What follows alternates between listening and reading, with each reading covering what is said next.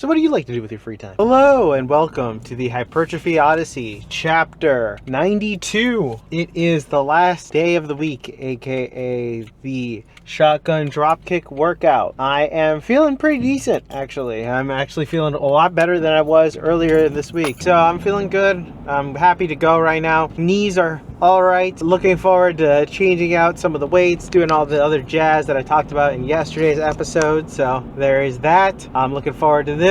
But anyways, so to get to the main subject matter for today, I was looking at the list because I didn't really have anything to go into to talk about. There were a few things I was going to talk about, but I wanted to kind of stay away from some negative thoughts because I was like, all right, it's the end of the week, but let's get some positive reinforcement out there. So what can we talk about today? So I decided to talk about hobbies, because hobbies are something that come up randomly. I was thinking about it the other day because I was doing one of my favorite hobbies. Generally speaking, it's just something that people talk about, but also kind of don't know what a hobby is. Personally, we're probably going to go look into the actual definition during the voiceover, but hobbies. Generally speaking, when I think of a hobby, I think of something that you do with your hands that you enjoy, that is for your entertainment. So, for example, going to the gym. This is a hobby. I would consider this a hobby I am passionate about. There are some hobbies that turn into passions, but there are some that do not. Another hobby that I would consider that I am passionate about is making videos. That's another one. I wouldn't be doing this if there was no passion behind it or fun to be had, and I'm using my hands to do it. I think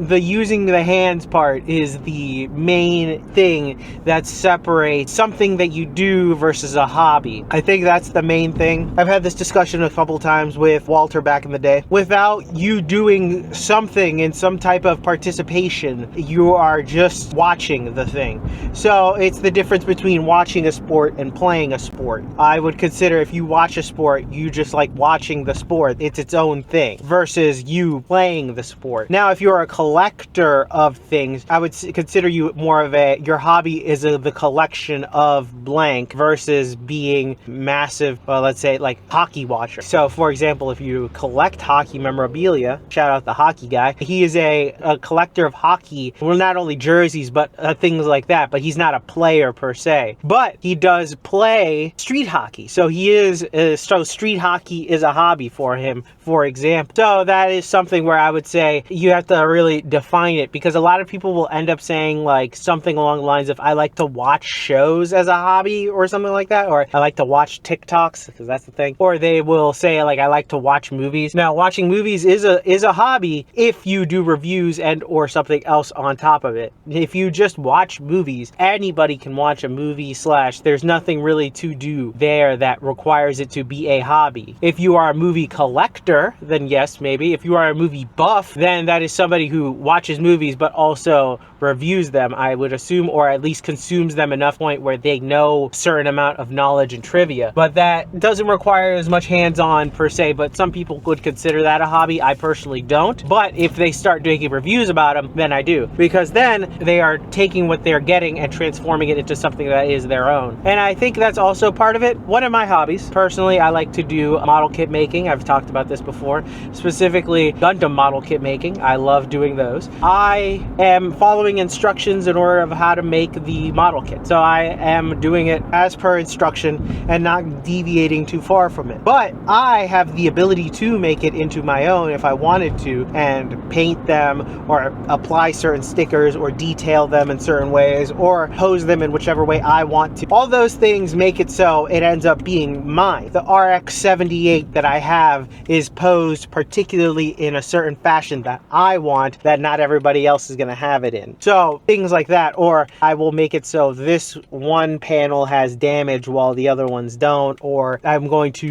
not shade it, but I will put stickers on it and customize it that way. And I think that's the thing about it as well with when it comes to hobbies, is that you can kind of customize it to your own. You don't have to necessarily, but if you do, it's there and it's the option to do that. I like distinguishing it between each of the things, because people like to lump in a lot of the stuff where they're very passive and consider that a hobby. Video games is in the weird space, I would say. I do consider playing video games a hobby, but it isn't necessarily the best of hobby. Personally, I don't think it's a good hobby per se. It's not bad. I'm not shitting on video games at all, or anybody who plays them. It's just there is a level of time sink that you can get into video games that can be rough to do with other hobbies per se, that can make it so the hobby can become detrimental. Obviously this goes for anything, but with video games it is very easy to go into that time sink.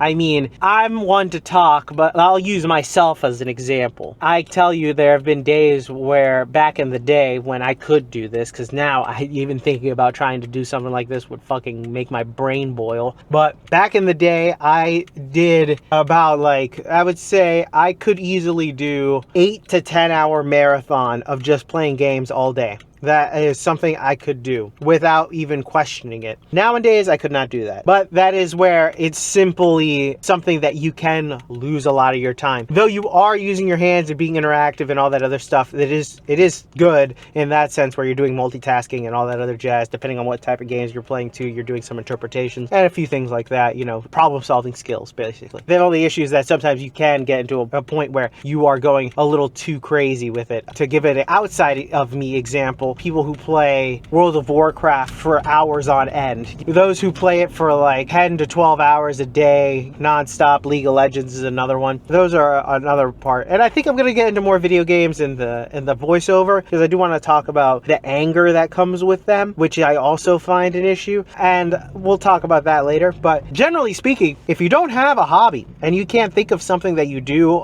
with your hands that you like to do, go try stuff out. I think is the best way to just generally describe it. Go try shit out. I think that people like are afraid to try different hobbies, and you can try a bunch of stuff and it doesn't take much time, effort, or money really to get into a lot of stuff. I mean, even in fitness, technically you could go outside and do a bunch of the stuff that I do here at the gym. You could just becoming a calisthenics person. If you are somebody who like to, like, maybe you're like, oh, maybe I like a puzzle, you can buy like a cheap puzzle for like $10. There are entry-level things that you can get in most hobbies so you can understand if you like what the thing is, and then get through it, and then if not, then you can just drop it, you know? I found out, actually, I'll tell you a story on the inside about a hobby that I thought I would like, but I'm not into it as much as I thought it would be. So we'll talk about that on the inside.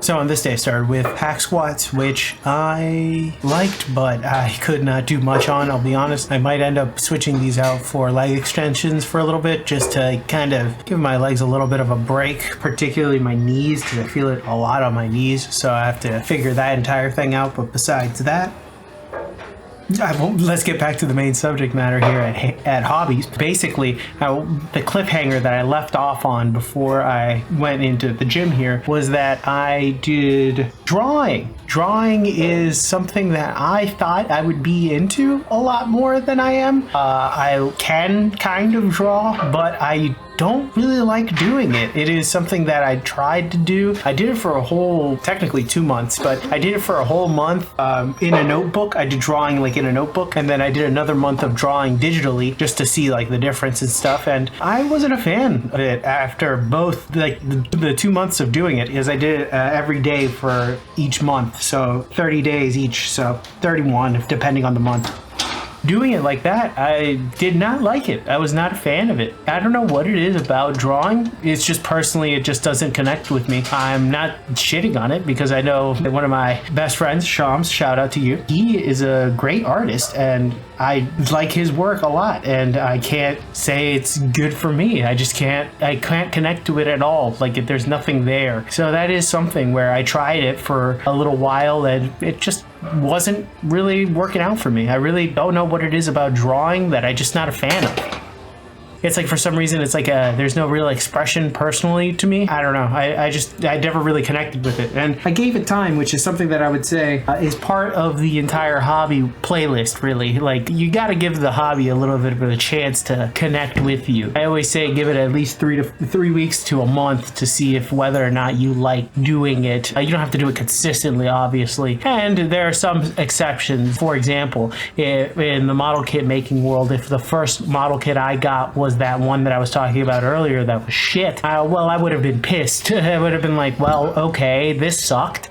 But obviously there are some that you can probably get that are better for beginning. And I think that's the other thing, is that there are a lot of entry-level things that you can get with a lot of hobbies, and you don't necessarily have to go with the best nor the worst at the beginning, as long as you do a little bit of research. Another example of this is puzzles. I like doing puzzles a lot. Puzzles are great. They're relatively cheap, especially depending on how many pieces you get in a puzzle. Sometimes they're on sale as well. But a puzzle, depending on the type of puzzle that you get, you could accidentally get a puzzle that has horrible artwork that makes it 10 times harder than you would something like much simpler artwork. For example, something like a cartoon artwork is a lot simpler than a painting, you know, like a watercolor painting or something along those lines. So you could shoot yourself in the foot if you like a design, but realize, oh, this is 10 times harder to do as my first puzzle. So there's some things that you're gonna have to kind of go around and see, like, okay, this one was good, but maybe I'll try this one. It's like trying to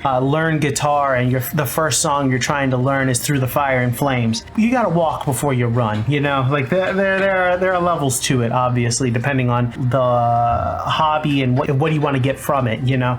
You have to work your way up to something like that, and I think a lot of people end up forgetting that part, and they end up wanting to jump into the deep end for a lot of it.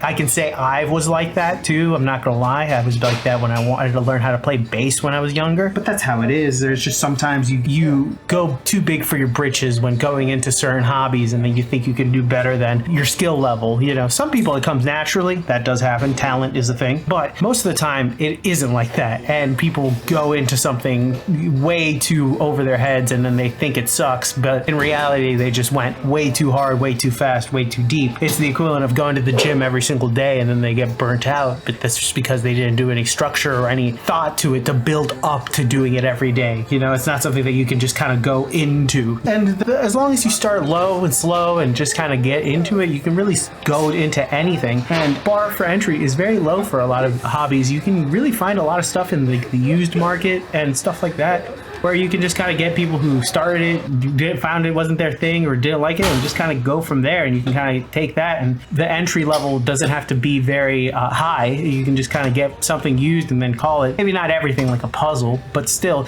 even buying a puzzle is like $20 maximum. So it all just depends. Even something as simple as drawing or exercise, it doesn't really require much. I mean, a drawing, you can get a notebook and for like $3 somewhere, and that's pushing it. And exercise is free. You can do it literally anywhere. Just go outside, or just even your floor is enough. So there are always resources. You just kind of have to Google it.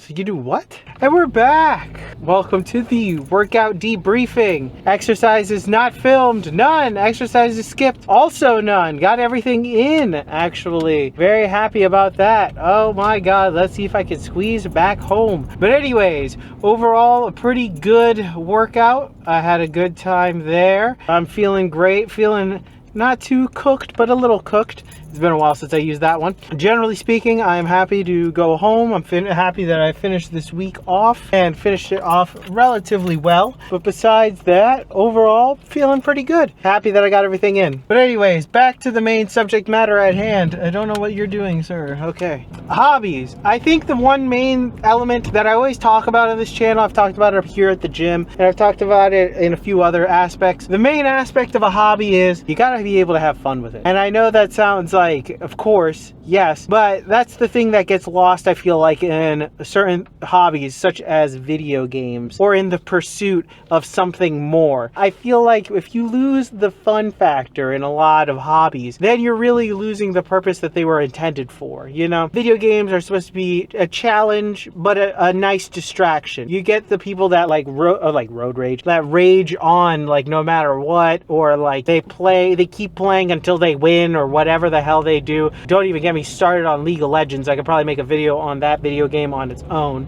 But those are the types of things where people just kind of forget that you're supposed to have fun with it. And the issue with that is that you're gonna get a bunch of just negative consequences from being so stressed and angry over something that should be fun and like stress relieving. It is insane that people will put themselves through these things in some weird competition or something that in reality they're never really going to go anywhere with. I don't see the purpose with something like that. Now, of course, if you try to take your hobby and make it to a passion, then make that into something like a job, it's a little bit different. Obviously, there's going to be more competitive nature that comes along with something like that, but that is still different than just a regular Joe Schmo going to the gym and having fun. I think the fun part, it has to be one of the most important parts of something like that. For example, if I play video games, I want to play a video game that I'm going to have fun with. If I'm going to make a model kit, I want to make the model kit that I want to make that seems fun to make. I've made model kits that suck to make, and I learned my lesson on those to do some research on that. There are certain parts where I've learned what is good and what isn't good for certain hobbies, and what I find fun and what I don't find fun. Now, are there certain things that you're gonna have to do that aren't fun, that's part of the hobby regardless? Yeah, that's just gonna happen. So for example, there are some exercises that I don't look forward to doing,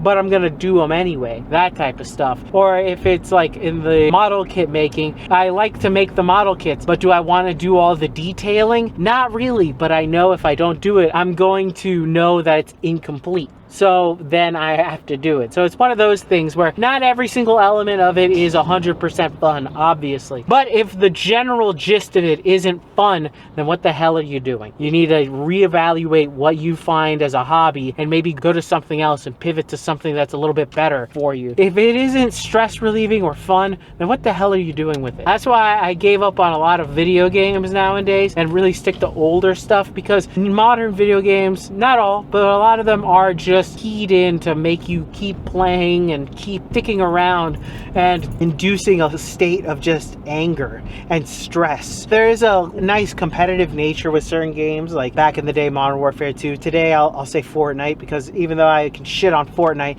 it's fun to play sometimes. But still, that is a game where I can't pick up and play one round and be satisfied. It is one of those things that I have playing and try my best to try to win as much as I can, and then I can give it up. If I win one, I'm good, I'm set, I'm done. That type of thing. That can be fun for people. I'm not saying that it can't be, but for me personally, I've found that I'd rather use my time for something else. Something a little bit satisfying, either story-wise or some other type of meaningful way that way when it comes to video games particularly. But tell me what you think in the comments below. I would love to know your thoughts and opinions about hobbies in general. If you have a hobby, I would love to know what your hobby is and what you consider a hobby and what you don't consider a hobby. Please like, comment, and subscribe. Thank you very much for watching this video. Please share it with somebody who might like this video and or has an opinion about hobbies. I will see you in the next one. Thank you very much for watching. Peace.